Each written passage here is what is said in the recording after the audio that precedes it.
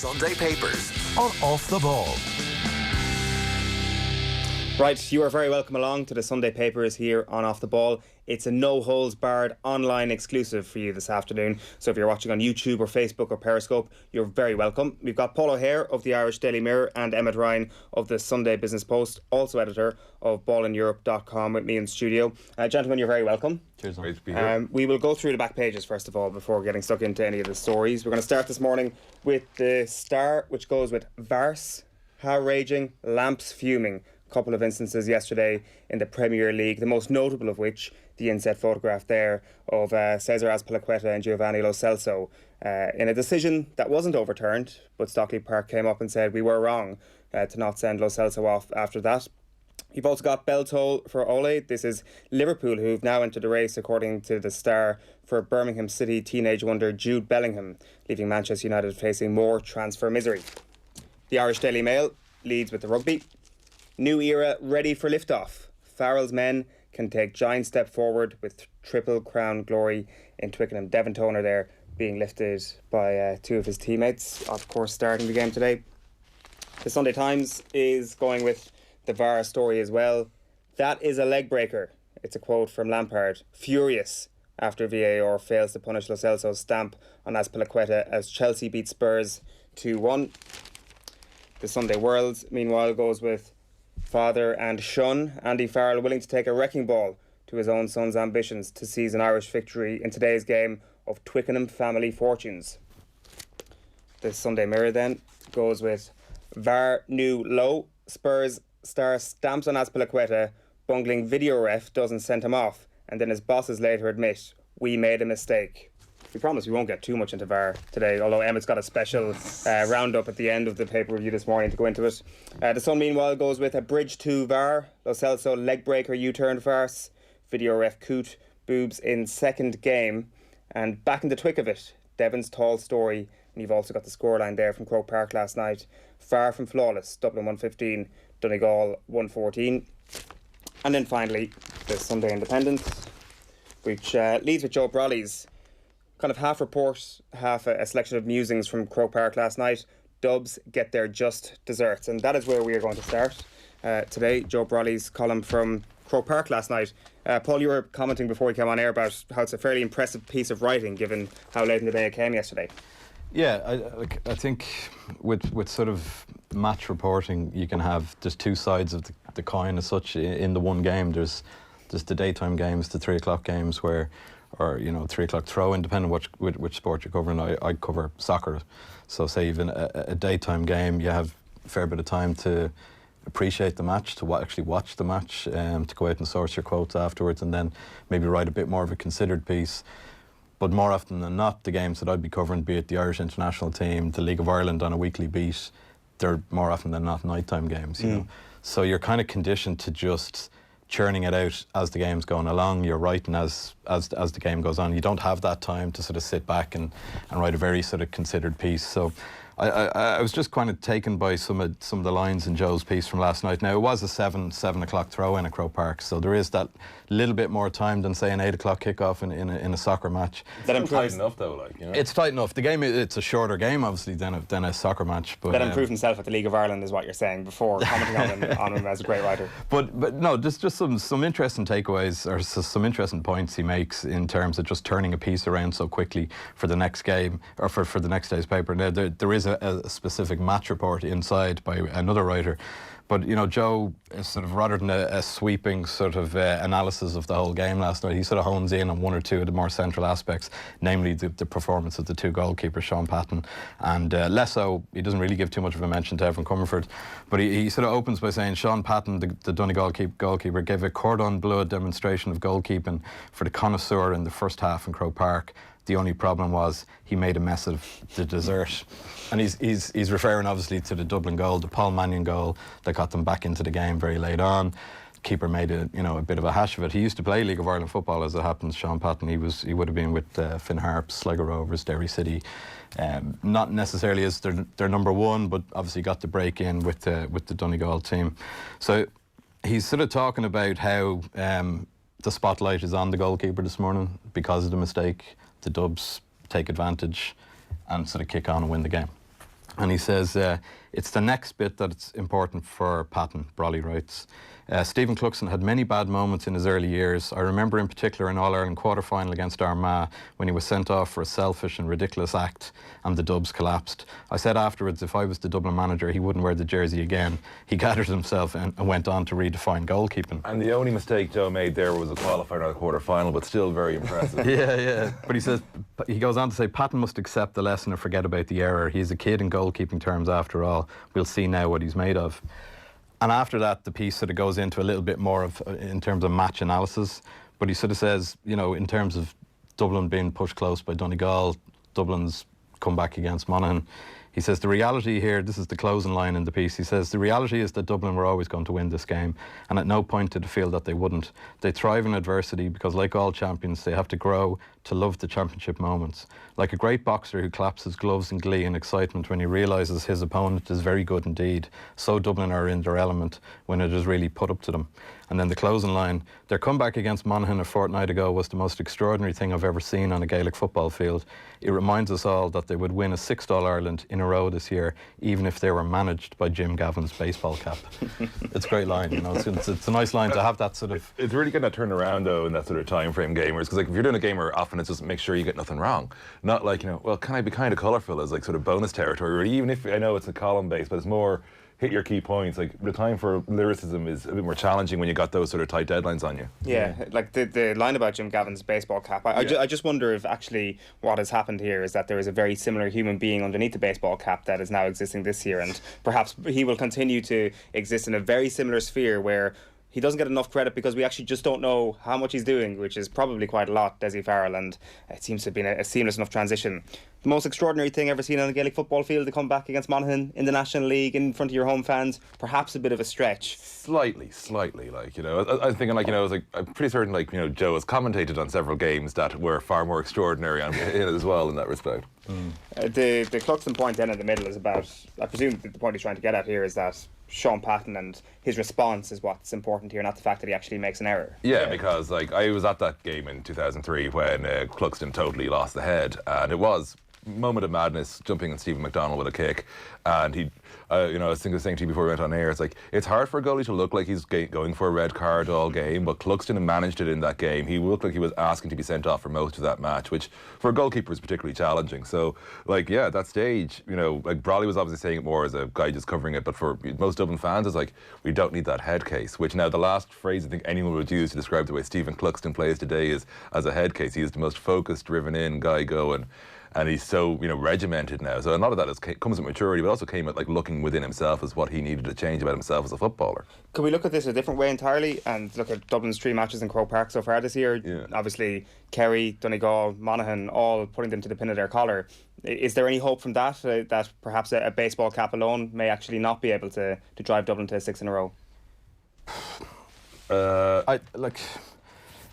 It can be perceived as you know, they are going through change with Dessie Farrell in, and that, you know, the closeness of some of these games offers outside other teams, it offers them a chance, but at what sort of full, you know, they're not playing at full pelt at the moment. You know, they're bringing in new players, they're blooding new players, they're doing pretty much what the league is supposed to be for. And I guess every opponent is earmarking Croke Park as their most important game. Like you can see the way Monaghan played against them. Like Monaghan, this is like, you know, this is our big one to win. It's like, well, not really. It's February, you know. It's like, and that's kind of the problem. Yeah, and there was a lot of moaning, I think, about the extra time that was played in that Monaghan game. But there was times in that game where Monaghan fairly sort of cynically were looking to slow that game down, and, you know, I don't have a huge degree of sympathy for them.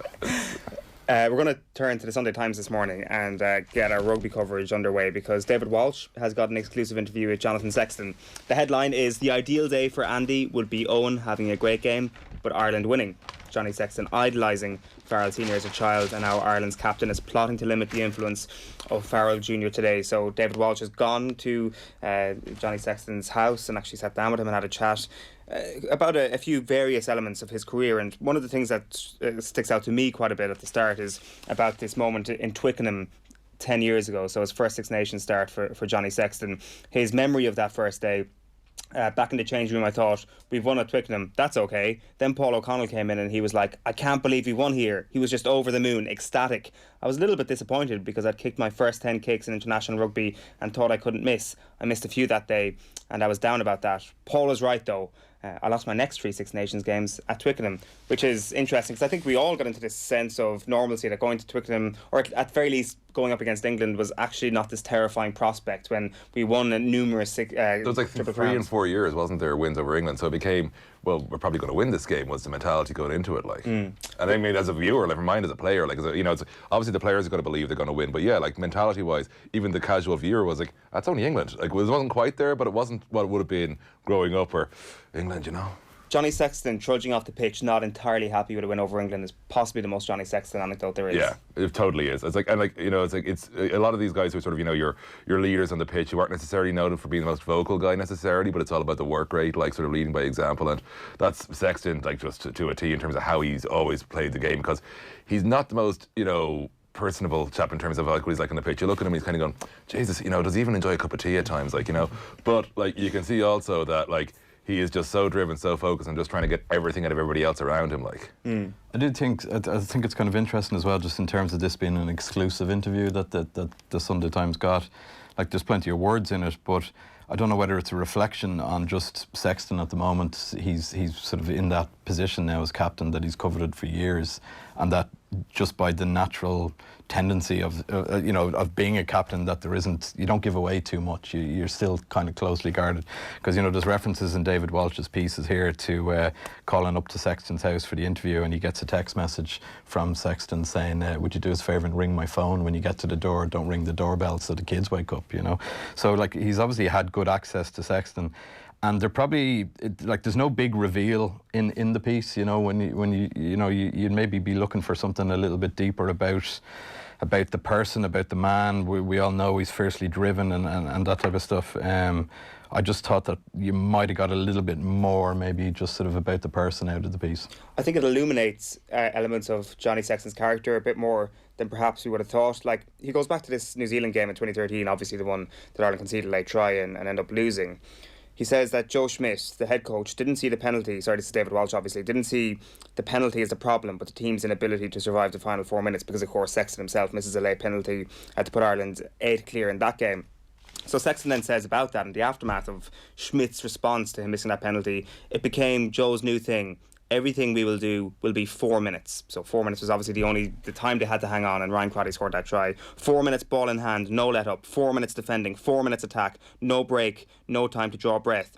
We always wondered if we'd ever have one sequence in a match that long. It happened once, Paris in 2018. The sustained attack at the end went on for over 5 minutes. It got us a drop goal, led to the Grand Slam, which is actually kind of remarkable that Joe Schmidt had clearly this big obsession with the All Blacks for a huge period of his time with Ireland. 2013, coming so close, he obviously had a singular focus on beating the All Blacks soon thereafter. He succeeded in doing that, but his methods, the 4-minute trials that they'll have in training, actually helped him win a Grand Slam in 2018. So like, we've kind of dissected 2019 so much, but I think what is blatantly clear at this point is that Schmidt's ideological view on rugby had just been hardened so much come the end of 2018, because he had put this into practice after the disappointment of the All Blacks, and it had worked. This sort of training had actually worked on his Irish team. So I think it illuminates a little bit more about what Schmidt was actually doing in and around that time.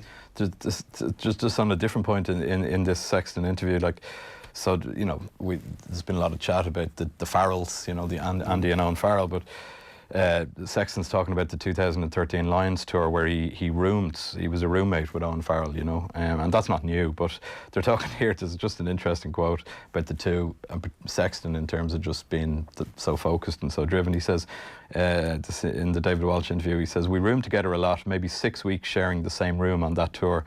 People might make their minds up about Owen by how they see him on the pitch, but he's actually a down-to-earth good guy. I enjoyed his company. We talked a lot.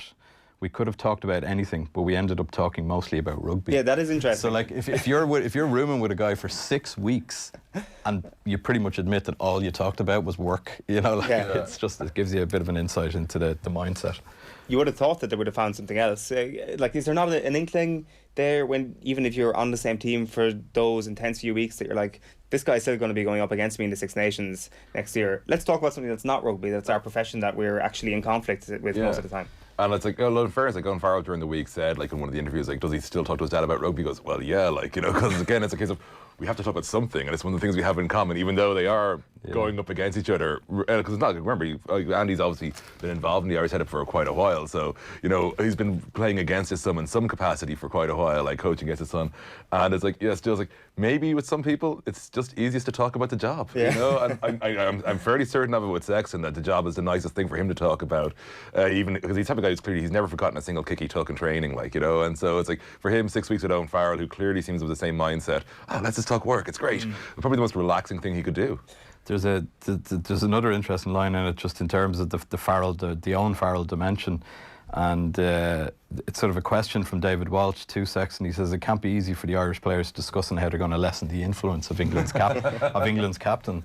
And Sexton says that can be difficult. You know that the relationship is there. It's not like we're targeting him. If anything, it's about being ready for him. Now, that's kind of the answer that you give the journalist in the interview. I'm sure behind closed doors it's slightly similar, because, as we'll come on to in a few minutes, the English approach to targeting Sexton very different. Is very, very different. Well, the one thing he says in there is, we're lucky. If Owen was crap, it might be a bit awkward, which of course it will be. You're like, yeah, Andy, your son is really good at rugby, and we're definitely going to give him all the respect he deserves. Whereas in actual fact now, it's a little bit different. Just one of the other things that came out from this 2013 Lions tour, Sexton says that there was a moment when Andy was complimenting him publicly in a team meeting. I'm competing with his son for out half, and he's done that for both of them. It's what's best for the team. That he's got his dad standing out there talking about his closest rival in the team and how amazing he is, and the dynamic that comes with that. Like, he goes on to talk about a little bit more about the great team of the first decade of the century. Like Paul O'Connell, he goes back to saying that Brian O'Driscoll, and how unusual it was that the most talented player on your team is also the most competitive. He said the same about Owen Farrell in this, that the talisman, who's the most competitive player in the team. And then Walsh has this line, Sexton mentions this, not realising he could be describing himself. I think it's probably more true for Brian O'Driscoll, maybe, given the flair that he showed, being the most talented and possibly the most competitive, as we've learned later on in his career. But it is an interesting point. It is rare that you do have your most talented star being the most competitive as well. There's not many people you could turn to in sport that actually have that. Like, obviously, Roy Keane is perhaps somebody that we would look to. Like, LeBron James is another person. Yeah, I think if you keep the American theme going, Tom Brady's probably the opposite of that, as in he was the unbelievable workhorse to become the very best. Yeah. It's a curious one, because like you mentioned, like Roy obviously, but even though with Roy though, in United he was really the best player on the team. So I suppose he had that sort of weird duality where with Ireland there was no question this is the best footballer playing for Ireland. With United there was always one or two other guys who you're kind of going, well, they're same level of talent. So he had to work that bit harder to show he meant more to that team. And so I suppose there was an unusual thing. Whereas with LeBron it was basically, I suppose he's the one who stands out more in the Sexton position, because he's always been the best player wherever he's gone, whatever he's done. Sexton has largely been that as well, like, you know, coming through the ranks. And you've also, when you are that naturally the best, being able to keep the drive, it isn't easy, because, you know, it's part of this, why can't people catch up with me? Why can't they be as good as me, like, on my own team? Like, you know. Sexton in the piece, he's talking about sort of being a captain at Leinster and being a captain at Ireland, and sort of how he deals with it. And he's sort of saying that Leo Cullen reminds me that if I'm giving them, i.e. other players, a hard time, it can be tough for them because they look up to me. It's better to have a conversation than to shout at people. I am trying, but at times I slip back into the old ways. I'm a work in progress. Absolutely. There's a good few mentions of Sexton as well in Shane Horgan's piece and Stuart Barnes' piece, and we'll get to Mike Brown's piece in the Sunday Mail as well, which is very, very interesting. Just on what Shane Horgan is saying about him, he says that he's not surprised that Sexton is captain, but Horgan says, I was forced to think again about his dual duties of leadership and goal kicking recently when chatting to Ronan O'Gara. I'd always assumed that Ronan was ready to take on a kick at goal whenever his captain asked, yet he confided that there had been times when he wasn't sure about this, but the decision wasn't his. He was instructed by the captain to take the kick. So when you're the captain as well as the kicker, it brings a new weight of responsibility. but you'd imagine Johnny Sexton is fairly well capable of handling that responsibility. It's like, although mentioning the Barnes piece in the same sort of section there, it's like not so much about Johnny Sexton, but about Jonathan Joseph. Possibly the kindest way of saying a guy is good against bad teams I've ever seen written. It's like, it's actually too long to even go into direct quoting, but he basically finds a way of saying, Jonathan Joseph, nice guy, really good against terrible rugby teams. And it's like one of the cruelest kind of ways of phrasing things I've ever said. Like, now, in fairness, he makes a good point about it. He's concerned about Joseph under Conway's kicks today. I think that's the key point he's trying to get across, is that Jones has been a bit conservative, is what Barnes is trying to say in the piece, by going with Jonathan Joseph, because he's got the number of caps and he has played a little on the wing for England before. But that maybe had he looked at one of his other less experienced options, it would have been probably more productive for England against Ireland today than with Jonathan Joseph. You know what you're going to get, is essentially his argument. So. Yeah, that is his argument. He also makes this argument. He says, under Farrell, there have been a definite loosening of the Joe Schmidt era. A far greater coach than most of his charges were players. A fact they should remember as they try to sell their books, says Stuart Barnes this morning in the Sunday Pretty Times. saucy this morning, Stuart. It's like across the board with that. If you're not going to be saucy for England versus Ireland as Stuart Barnes, and when are you ever going to be saucy? Fair. Speaking of which, Mike Brown in the Mail on Sunday. Paul, you've got it open there in front of you. What's he saying? I really enjoyed this. If you don't mind me just reading out maybe 4 or 5 paragraphs right at the very. This is how he opens the piece. So Mike Brown, the English international. He says, you always know when it's an Ireland test week because the coaches put a life-size cardboard cutout of Johnny Sexton in the team dining room. It's there 24/7, breakfast, lunch and dinner, to remind the players that they need to shut out Ireland's main man. Throughout every analysis or training session, Sexton's name will constantly come up because he's their emotional and tactical leader. Everything Ireland do well goes through him, so there would always be a huge amount of focus, blah, blah, blah. Now that he's taken over the captaincy from Rory Best, he's even more influential, so England's emphasis will only multiply. In training, the opposition number 10 will be wearing a green bib and will constantly hear defenders shouting, smash Sexton, I've got Sexton. It's a bit of a short straw because whoever wears that bib will be on the receiving end of a few rib shots you want them to hurt. So when Sexton in the David Walsh piece is kind of been slightly diplomatic about how Ireland are going to approach the Owen Farrell situation, the English side of it with Mike Brown today in the Mail is spells it out pretty clear from the top of the piece. I wonder, did they get the cardboard cutout from Spar? Because if you go into any Spar around Ireland at the moment, you will see a life-size cutout of Johnny Sexton. I wonder, did the English coaching staff just go in there and actually transport it over? It's Mace, you mean, though, isn't it? Sorry, it's Mace, not Spar. Oh, sorry. Oh, my apologies. I can't believe I've got my small to medium grocery stores mixed up. The other line in the Brown piece, sort of, that's how they target Sexton, and he says the outcome of the rough treatment is that Sexton starts rushing his decisions and rushing his skills. It leaves him with no time in his hands and he feels suffocated, so he starts sitting deeper and deeper. That's a win for the defence because it makes it harder to get over the gain line. If he can run away and if he can't run away and he can't pass, then he has to kick it away.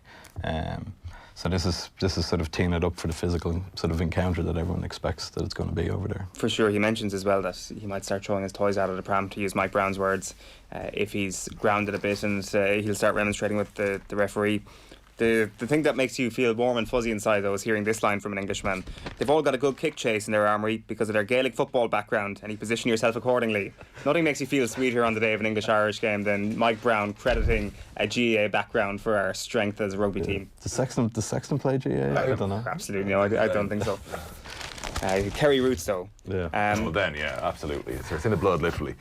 Is there anything else from the match today in terms of preview that you want to get to before we move on? Like, it's certainly noticeable the tone or lack thereof from Eddie Jones across the papers today, because he's done a hell of a lot of press conferences this week, but there haven't been too many daggers pointed towards Ireland. That's the thing, because he's talked a lot this week, but not what you normally expect Eddie Jones England-Ireland week, which is, and we see this in the papers, it doesn't play out at all in these either. Normally you're getting peak Eddie Jones troll mode. Like, this is like the one thing you look forward to be honest, with England-Ireland week, is Eddie Jones totally just trying to get those daggers in.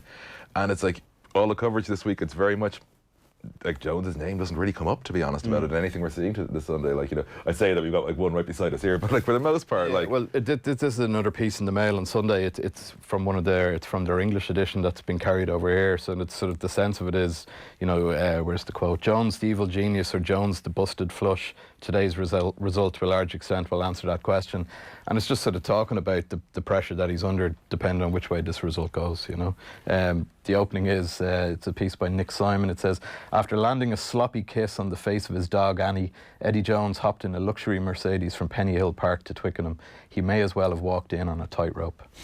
So that's sort of sets the scene in terms of how his afternoon could go in terms of the ramifications. Are they not totally satisfied to allow a flop Six Nations here or there, given what happened last year, beating the All Blacks in the World Cup semi-final, the inverse of Ireland? If they're smart, they should. Because had a flop Six Nations, but that led to a fantastic timing for the World Cup, and got to a World Cup final, beating the All Blacks, like you're saying. It's like, whereas us, it's like, we had a Grand Slam, and then the following season was not upbeat, I think is the phrase we best use to describe what happened with Ireland in the following World Cup season. And it's like, yeah, strangely enough, if you give me the option, it's like, chance of beating the All Blacks in the World Cup semi, I'll have my up and down, form between Six Nations seasons. And although it is like the way they always used to the English before 2003 was it was great. The English would peak perfectly in Lions years, not in World Cup years. So that's why the Lions were so strong through the 90s. It's like kind of go, well, I suppose, yeah, that's how it worked out. Yeah. It's funny, not upbeat is probably the most upbeat way I've heard 2019 described in an Irish rugby sense. Stuart Barnes is clearly inspiring me today to be kind, We will move on to the football and Leeds rugby there. There's good stuff from Tommy Conlon in the Sunday Independent as well on Twickenham and all that sort of stuff. Neil Francis as well talking about the potential of handbags today. So good further reading there if you're interested. But on to the football, as I say. A couple of good pieces in the Mail on Sunday today. And I think we're going to start with Andy Robertson. Yeah, I think so. I just by my nature in terms of my own job, I always go through the Sunday papers looking for something Irish related, just a bit of an Irish story or whatever. There isn't really one this weekend, in terms of Irish football, Irish soccer. So I was sort of looking elsewhere for sort of the meatier sort of stories as such. And I think Ollie Holt's piece with the Liverpool defender Andy Robertson in the Mail, 2-page spread, I think it's actually it's a great read. It's sort of Robertson and why he appeals and why the sort of the cop love him so much, and the sort of the working class boy doing good, but there's a lot of stuff in it. He's definitely spoke before about when he worked in Marks and Spencer's in Glasgow and that type of thing, and how the fans relate to him because of that. He's sort of saying, where are we going? He goes, for people to say to me that it was a fairy tale to leave Marks and Spencer's behind, he goes, people work in these supermarkets, I feel that's a bit disrespectful. These are normal lives and people can have very good life working there. How many of them are in our stands over the weekend? And there I am saying, I've left this terrible life behind and moved on. Of course, I get paid better. Would I be happier playing football working than an M&S? Yes, of course. But that was my life, and this is the person I am today, Money doesn't necessarily bring me happiness.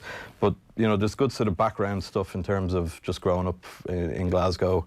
And then it's sort of, the interview is phased in terms of, his early life, getting to Liverpool. And then I think the stuff at the end is really nice in terms of the Champions League semi-final, the miracle of Anfield that night, and the incident with Lionel Messi when quite early in the game himself and Fabinho I think did a job on Messi. He was on the ground and he sort of was running after a ball, and then he sort of stopped in his tracks, Robertson, and he comes back and Messi's on the ground protesting, and he kind of puts his hand on his head and kind of ruffles his hair, and it kind of set the tone for that night and the sort of the wonder of that night.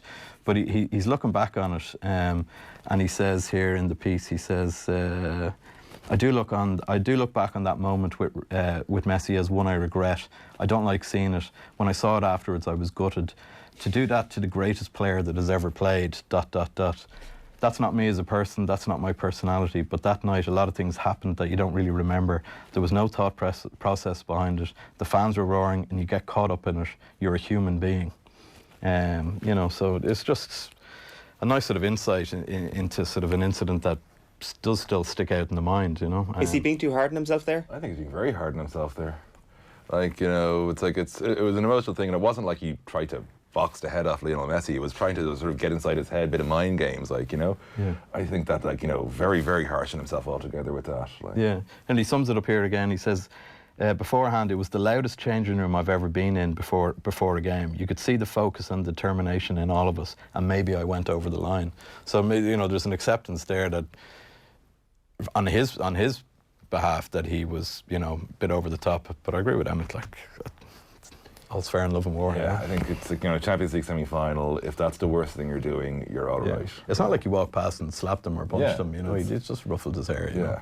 And it set the tone and let let Messi know he was in for a game as well. Absolutely. He goes through a couple of other instances as well. The laughing in Tom Davis's face in the Merseyside derby a couple of months ago, and kind of saying that it didn't come across the way it was, the way it looked anyway, that he was kind of trying to laugh off a serious incident and trying to brush it off sort of thing, rather than actually laughing in his face. And then he gets into this situation in Doha with Rafinha when he goes up, and the camera and the audio obviously picks up the fact that he's going to get Rafinha on behalf of Sadio Mane in the second half, and he says that that's an unfortunate thing. I didn't want to come across as that sort of player. But if it comes to protecting a teammate, I like to think that my teammates protect me as much as I try to protect them. He mentions Roy Keane here, mentions Vieira, mentions Fernandinho in this breath, that he's going to stick up for his teammate no matter what's going to happen, no matter what audio actually comes through in the microphone. He will go out and go into full combat if the needs require. And I think there are 3 different instances here. I don't think Robertson needs to stand back and say I regret this. I think he does stand over some of these things, and I think that's the perfect stance of being just on the right side of the edge. Yeah. Sorry, go ahead. No, I was going to say it's exactly what you're saying. It's like he's not the guy who's going in then with the dodgy tackle or with the big whack. He's the guy he's trying to get in the head more than anything else, and he's not being particularly nasty, being frank about it, not trying to underplay himself. I'm sure he likes to think he's got a bit of a hard edge. What he's doing is pretty tame, and it's like he knows how far to go without bringing it too far. Yeah, this Liverpool side obviously have to have this in them. No team is going to win the Premier League without this edge. He mentions Fernandinho there. One of the big themes of Manchester City down through the last season, even when they were wobbling last season, was Fernandinho is missing. Whenever he's out of the team, or this season when he's pushed to centre back, they miss his edge in the middle of the park. If you look at City since he's joined, the performance with and without him is 2 different teams. It's actually bizarre to look at this actual raw results part. And it's not the most skillful player City have, but certainly most determined, and that makes a difference. This is the sort of thing that Andy Robertson should be doing to every single Atletico Madrid player at the return leg in Anfield, right? Yeah, absolutely. If there's somebody sitting on their arse, ruffling their hair, doing whatever, telling Sadio Mane again, I will get revenge for you after what happened in the first half to you at the Wanda. This right here is a menu of things Andy Robertson perhaps should be doing when they're 1-0 down to a Diego Simeone team. And just the phrase you used there about a menu of things, what I like about this article from a writer's point of view, Ollie Holt, he's met him at Melwood in an office, so he's had a one-on-one sit down with Andy Robertson, and sometimes I think as a journalist you can try and just cover too many, try and tick too many boxes and just try and get a bit of everything into it, and it doesn't just work.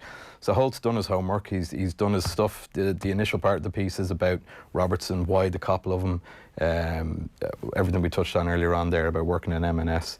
And he's broken it up into 3 different parts, as we said. The incidents that we referred to there, the Merseyside derby incident and the Messi incident. So Ollie Holt has consciously picked, done his homework. He's picked 3 or 4 incidents that mightn't necessarily, if you were told you're interviewing Andy Robertson tomorrow, it mightn't be the first thing that jumps out that you're thinking of.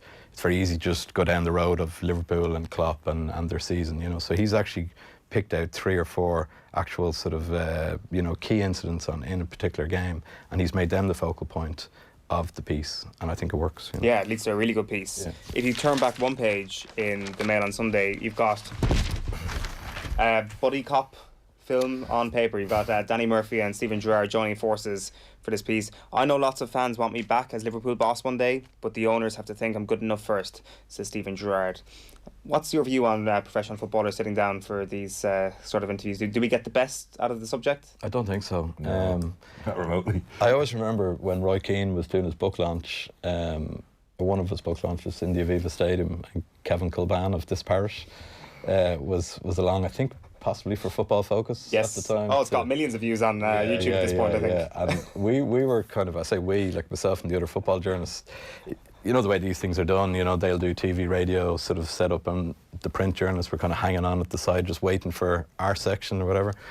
And I just remember Kilban's face as he came out, having gone through this sort of, interview with Keane. And so, I'm not saying they were best mates, clearly, but just that player v player sort of scenario of interview, that had value in it. And did Kevin say anything when he came out of the room to you guys, or was it just stony silence? No, I think there was just a look on his face, and we could all read it pretty quick, in terms of what might have happened.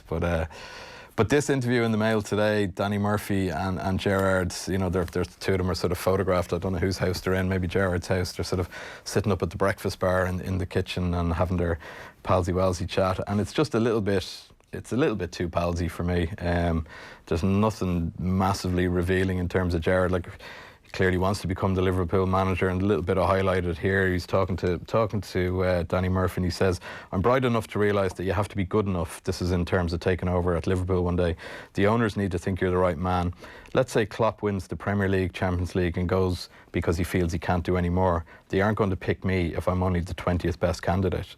You know, so there's sort of a self-awareness from Steven Gerrard? Yeah. Never thought I'd be saying that, to be honest. But then towards the end of the interview, Danny Murphy asks him about forming, you know, coming to work in the Premier League one day and having this sort of managerial rivalry with Frank Lampard. And obviously, you know, there was so much made of them not being able to play in the same team when they were playing.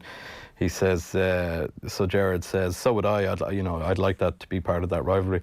I'm sure Frank has had the same thoughts, but I'd also love to become a rival to Jose Mourinho. Even now, I'm a rival to Neil Lennon and Derek McInnes. I hope I'm involved in this game a long time, but we know that a bad couple of years and I'll be sitting next to you on the Match of the Day couch." That's pretty good. Like.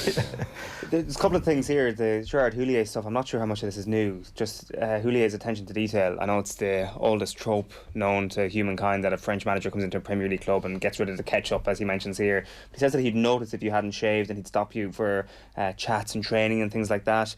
Kind of talks a little bit about Klopp. He says that he made his 2 years of mistakes away from the cameras, getting his pitch confidence. That's what he did at Liverpool with the youngsters. I didn't go into Rangers thinking I'd cracked it, which is interesting. When you enter into a career like this, you have to almost portion off a section of your life where you have to say, that'll be failure. I have to fail at some point and I need to do it away from the limelight, which I think, even considering what Steven Gerrard has done, it is remarkable that he's in this position with a fairly big club where we are following his every move. And he mentions Frank Lampard in this, and I think what Frank Lampard is doing is a step above that again, that in his second gig he's gone into Chelsea and he's like, with an acceptance that I will probably fail in certain aspects of this job.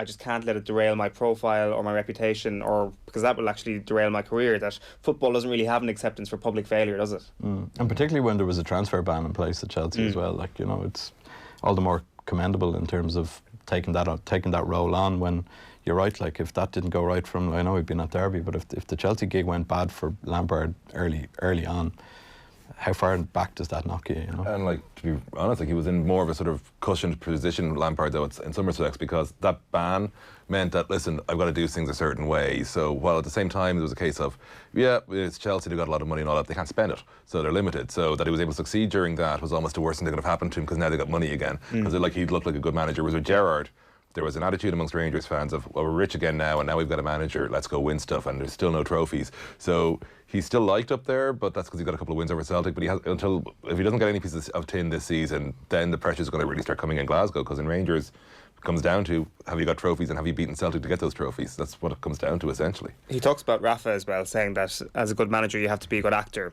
you have to put a face on. And obviously we had Steven Gerrard celebrating big time against, wasn't it, Celtic earlier in the season, and he says, "I'll never apologise for being authentic. I am passionate after a win." I think he's right. I think that, you know, if Rafa is the man who's telling him to put on a mask to actually shield your emotions from the public, I think fair enough if it works for someone like Rafa Benitez. But if Steven Gerrard is the emotional type of manager, then go become a Klopp or a Pep or a Simeone. Exactly, yeah. Like, embrace that. There's no point changing what your initial character is. There are going to be fantastic quiet managers and fantastic noisy managers, and maybe Gerrard is going to be of the noisy type, the emotional type. Yeah. So I think it's something there. Perhaps he should ignore Rafa's advice. I think it's. I did laugh at the catch-up line about the Houllier one. It just reminded me of Trapattoni when he was Ireland manager, and he banned the team from eating mushrooms because basically it gave them too much gas, and so he banned mushrooms from the Irish team camp. Is that a scientific fact? I don't know, actually. I eat a lot of mushrooms. I don't think they have any effect on my gas. But anyway. I remember Trapp telling us this. I think we were playing away to Montenegro, and he told us this in the pre-match press conference. It was the same day that he was sitting behind one of these tables on a chair with wheels, and he was trying to sort of tell us, emphasise the point or whatever, and he just disappeared under the table. Like, the chair just went from underneath him. Anyway, sorry, random aside. What else did Trapp ban?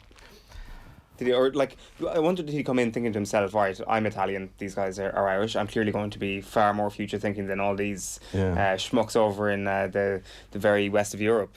And I wonder, did he just not find anything to change on a basic level, and he just picked on mushrooms or something? Yeah, he was fussy enough in terms of letting the players out as well, in terms of having a drink, and they certainly felt sort of very cooped up in Poland in the training camp that we had in Montecatini in Italy and things like that. So a bit of give and take on both sides. But yeah, the trap years there's a great book in the trap years somewhere down the line. Are you not working on it now? No. I don't know if I'll be writing it, but yeah, no. We're going to go back to the Sunday Independent, and it's more actually the Observer, just an article carried in the Sindo today. Haaland brings a cartoon freshness to a game in thrall, pixels and profit. This is Jonathan Wilson writing about Erling Haaland, who scored 2 goals against Paris Saint-Germain earlier this week. He is an unbelievable talent, and is probably more than a talent at this point. He's already a superstar.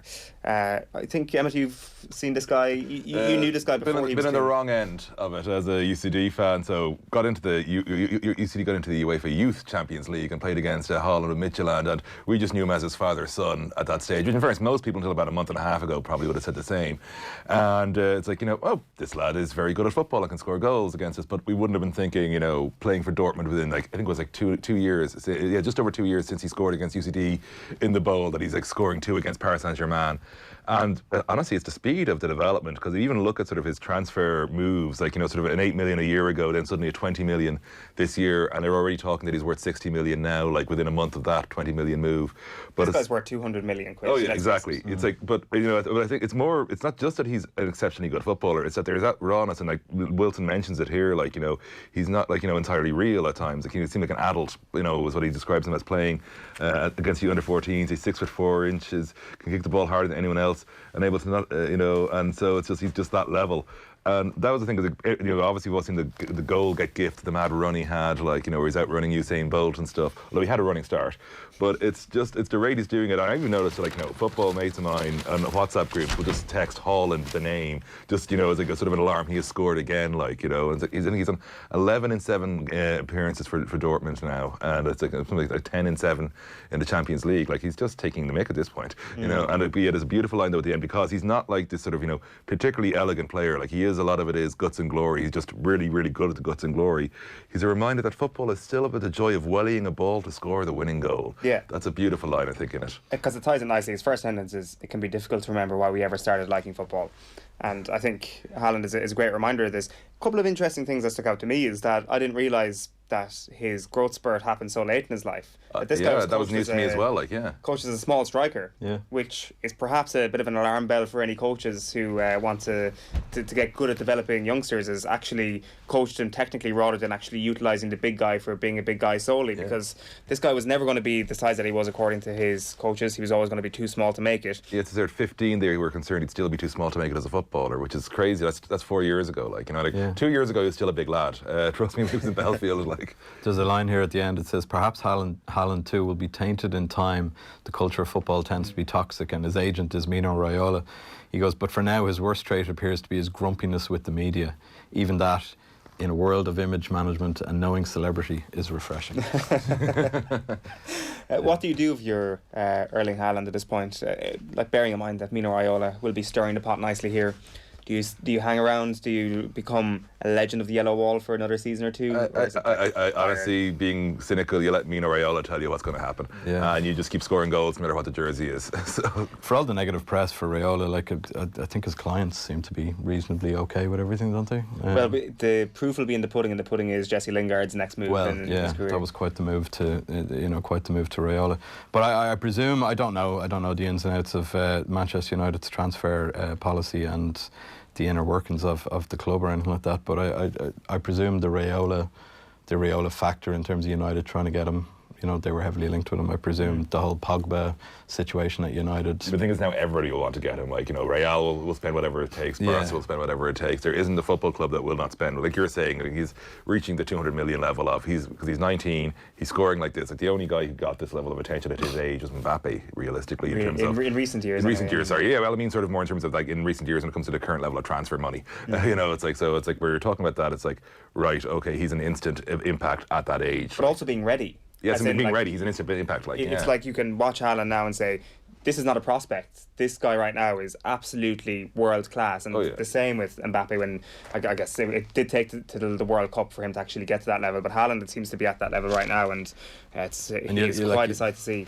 Yeah, and you look at that, and I know it's not a like for like comparison at all, but you're looking at a 19-year-old player who's just burst onto the world scene, and then we localise it to our own issues with an 18-year-old in Troy Parrott and only just a recently turned 18-year-old, you know, and you can see what youth can do when given their chance. Oh, yeah.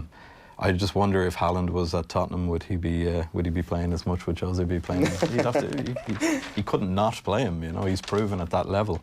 Good question. And what we can basically take from that is that Troy Parrott is Erling Braut Haaland, and we're just not seeing him at the moment. And it's going to be beautiful when we see it. Like, absolutely. You know. Right. So we've got 3 hurling stories today. We're going to do 2 of them. I picked the black card. You picked Shane Conway, Emmet, and you picked Shane O'Brien, Paul. We have vetoed the black card. You'll be happy to hear, ladies and gentlemen. We are not talking about annual Congress. We are not talking about that. Michael Dignan and Micheál Clifford in the Irish Daily Mail writing about it today, or in the Irish Mail on Sunday, I should say, for anybody who wants to check that out.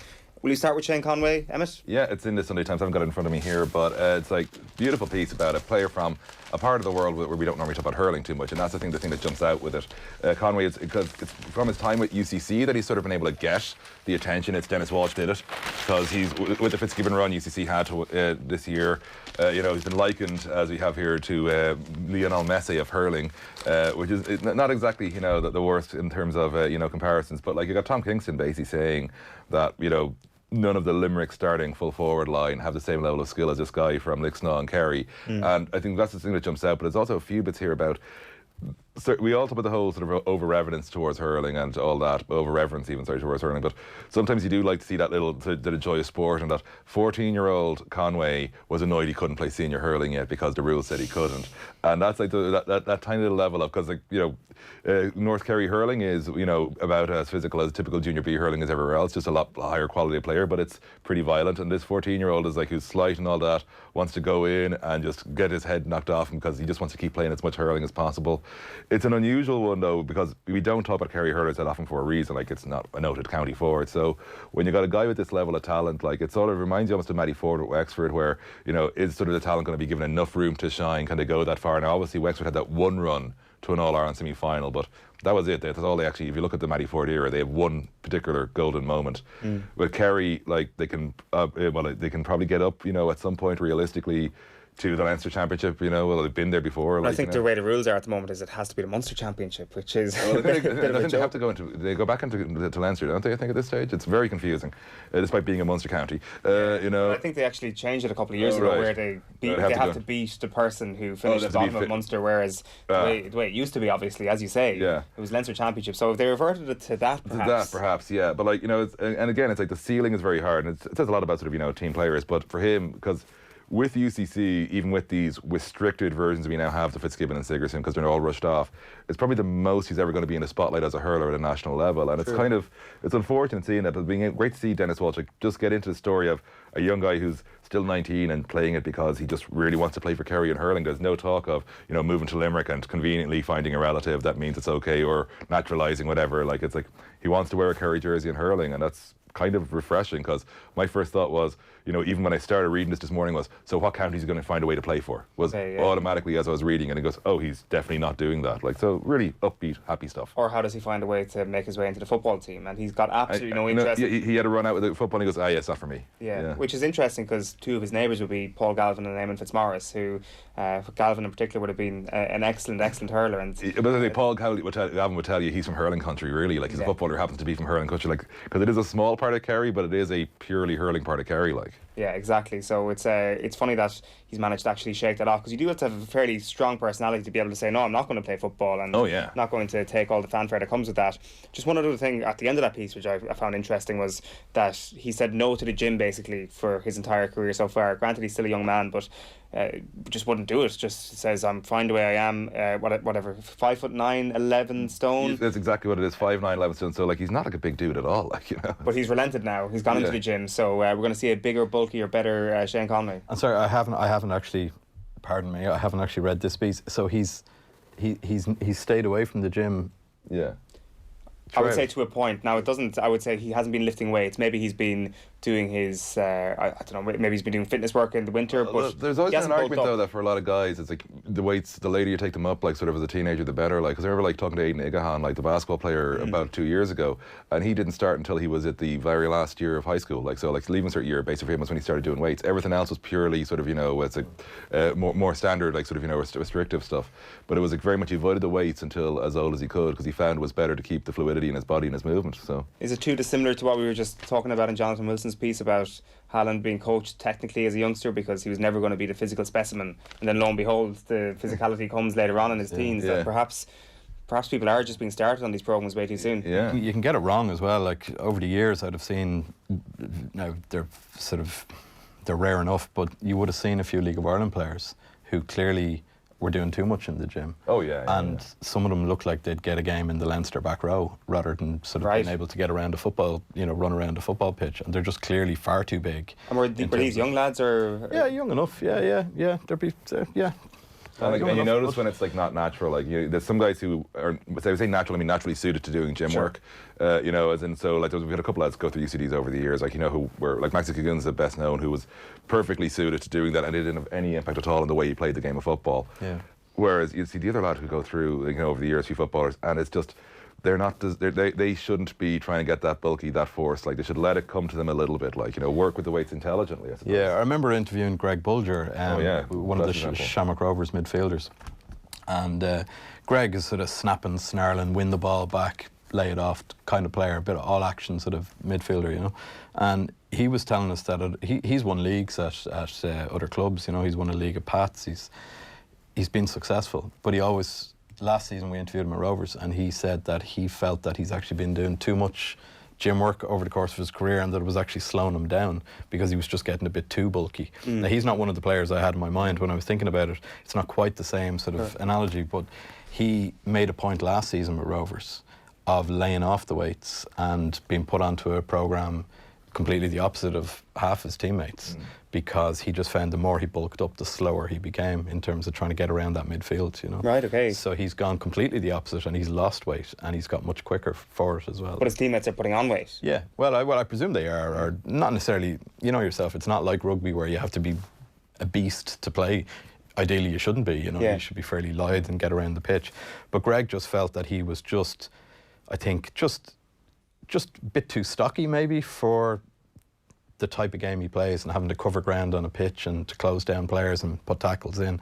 So he went the other way, and the Rovers physios and the Rovers sort of medical team worked with him and came up with the plan of less is more. And he's gone completely the other way and he's lost weight and he's trimmer and he's quicker and it's helped his game as well. I guess it helps at different parts of the season as well. Like I noticed certainly the opening day of the league, the Dubs for example, look very big, look much bigger than they did at any point last year. So that's obviously just their pre-season conditioning, and then they slim down as they get towards the harder ground and all that. That's sort of classic, sort of in the gym over Christmas, you know, like League of Ireland teams as well now. You know, it used to be a case that they'd come back in pre-season in January or whatever, but they're all on these fitness programs over Christmas. The Dundalk team now, I think some of the teams have the same thing. They're all working off an app that they have where the strength and conditioning coaches. I remember talking to some of the Dundalk players at one of the black tie functions over Christmas, and they were just saying like, no, like, you know, it's a week before Christmas, but you know, we're training on Christmas Eve, we're doing this, we're doing that. It's a different mentality, even just about 10, 15 years ago. I remember Michael O'Donnell was a UCD long time sort of, you know, okay footballer.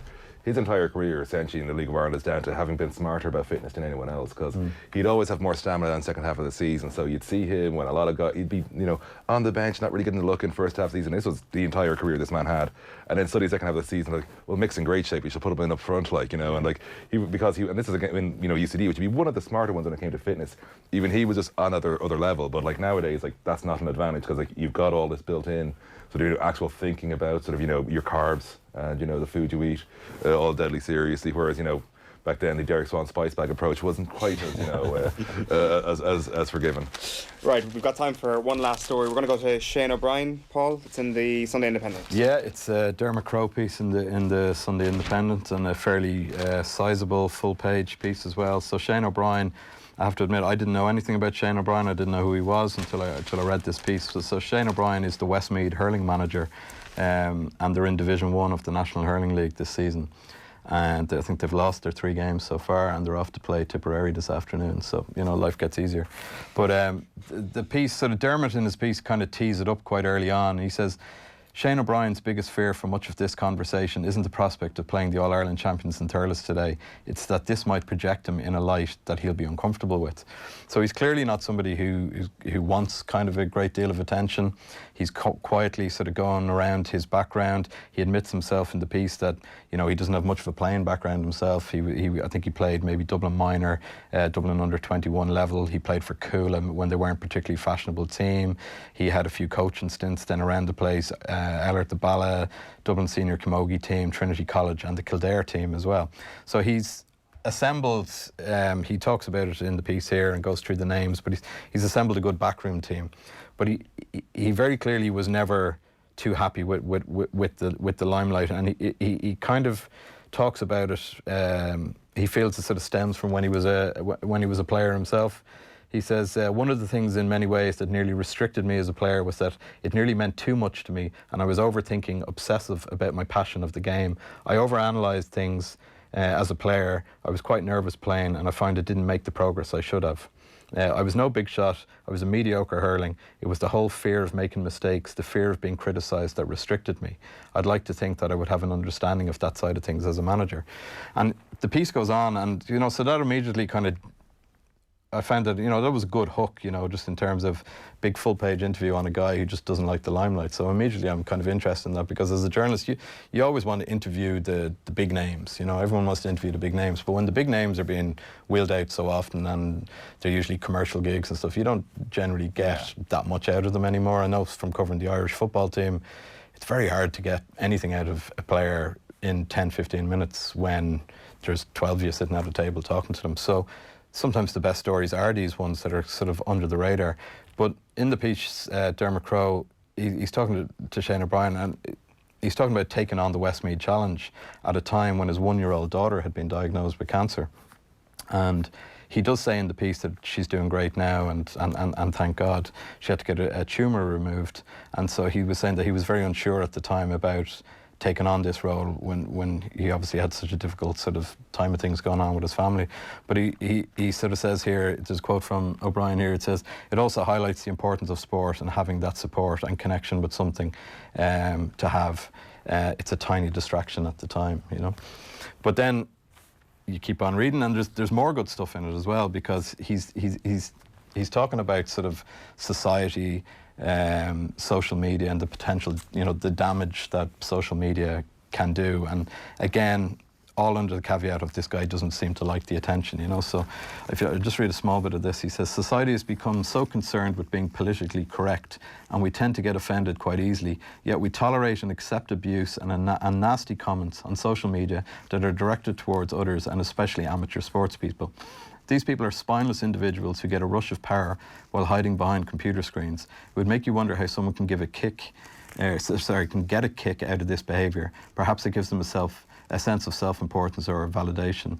It's also sad how much weight some people place on likes and retweets, and what example is this setting when a grown adult craves likes on social media?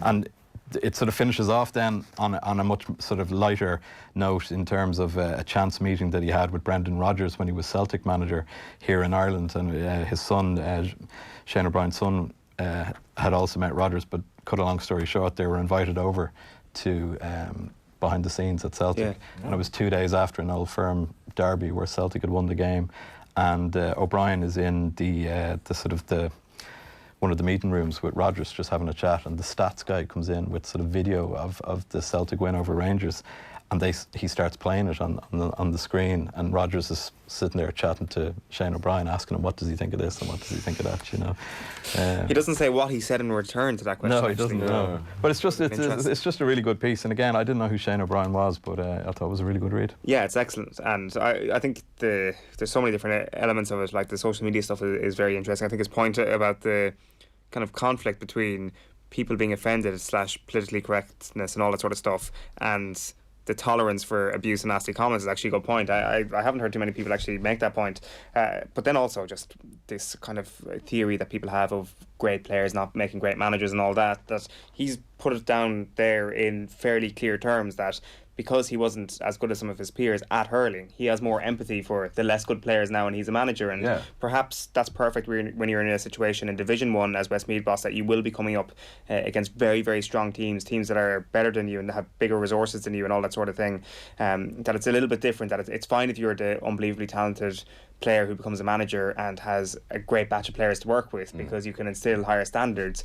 But conversely, if you threw a great hurler into the Westmeath team, perhaps there might be an element of frustration with them as managers. So it's a great piece. It's worth checking out in today's Sunday Independent. I did promise you at the top of the Sunday paper review today, though, because all the back pages are covered really by 3 letters only, VAR. Emmet is going to quickly, in about 60 seconds or less. I have to go with the Sun purely because this is like Christmas for the Sun, because they've loved the Sun on Sunday, obviously, because they've loved the VAR thing. Obviously, we have the Bridge to VAR on the back page, but we've got, laughing stock, Lee Park, we got the bit from the referee expert in as well. They've just got everything possible, even showing where Jose was looking when Lo Celso hit Azpilicueta. How did Jose not see it? They've just basically gone full CSI in this.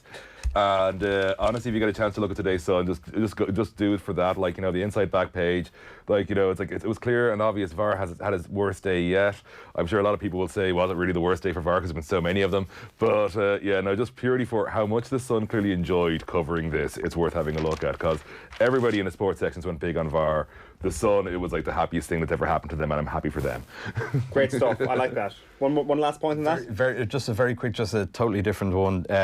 A decent read with Leighton Aspel, jockey raised in County Clare. He's retiring ahead of Cheltenham. He had back-to-back Grand National winners in 2014, 2015, ancient Grand National winners. But he's retiring ahead of Cheltenham, and it seems to have dawned on him, because he says, "I'm going to die at Cheltenham Festival Virgin." Right, that's worth checking out. That's the Sunday Mail, is it? Yeah, it's in the Irish Mail on Sunday. It's not a huge piece, but a short piece with Leighton Aspel, just about to retire from the saddle. Very good. Paul O'Hare, Emmet Ryan, thanks a million for popping in. That is us for this week's Sunday Papers. As ever, back next week on youtube.com/offtheball.